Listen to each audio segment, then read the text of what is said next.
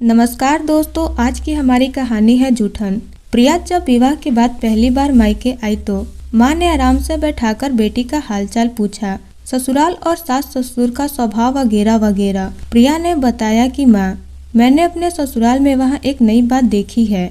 मेरी सास सबसे अंत में खाना खाती हैं।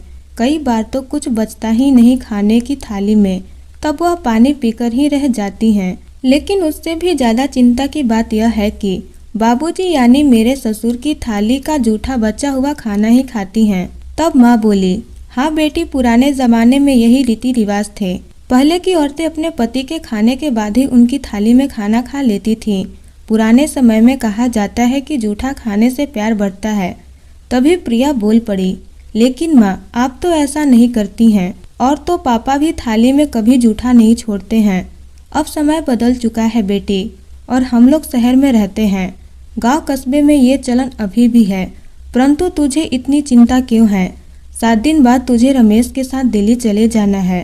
छोड़ इन बातों को, इससे तुझे क्या? प्रिया बोली, हाँ मुझे क्या।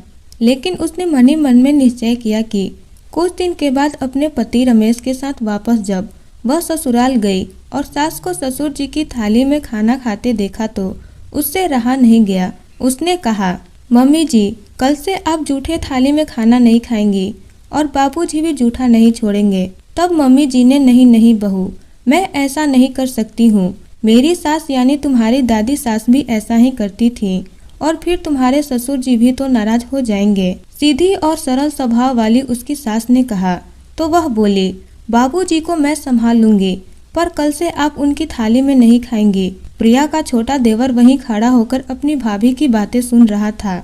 बोला, भाभी, माँ का ऐसा करना मुझे भी अच्छा नहीं लगता है। हम तो इन्हें समझाते बुझाते थक चुके हैं। आप यदि सफल हो गई तो मान जाऊंगा भाभी आपको।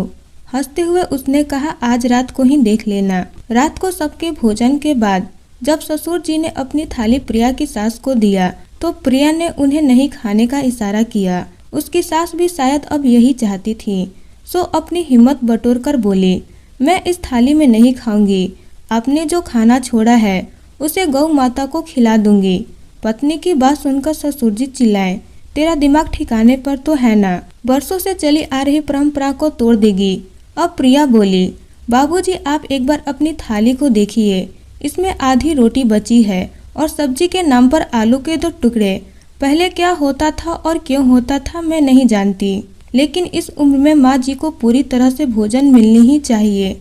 घर के सभी सदस्यों की थाली में 5 तरह के पकवान हो और माँ को सिर्फ ये आधी रोटी।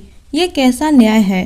पर ये रिवाज तो सदियों से चला आ रहा है। ससुर जी थोड़े नरम स्वर में बोले तो प्रिया की हिम्मत बढ़ी तो बोली, बाबूजी, पहले हम चिट्ठी द्वारा समाचार देते थे।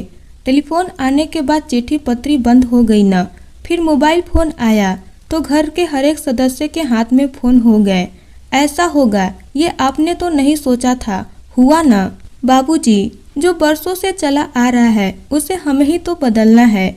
अब तो माँ जी भी बहू से सास बन गई हैं। अब तो उन्हें उनकी मर्जी का खाना खाने का अधिकार होना ही चाहिए। तब बाबूजी बोले, हाँ बहू, शायद तुम ठीक कहती हो। उस दिन के बाद प्रिया की सास ने अपनी थाली में सबके साथ बैठ के खाने लगी और सरसू जी ने भी जूठन छोड़ना छोड़ दिया। दोस्तों, अगर ये कहानी आपको पसंद आई हो तो हमारे वीडियो को लाइक करें और चैनल को सब्सक्राइब जरूर करें, ताकि हम इसी तरह की स्टोरी आपके लिए लाते रहें। धन्यवाद दोस्तों।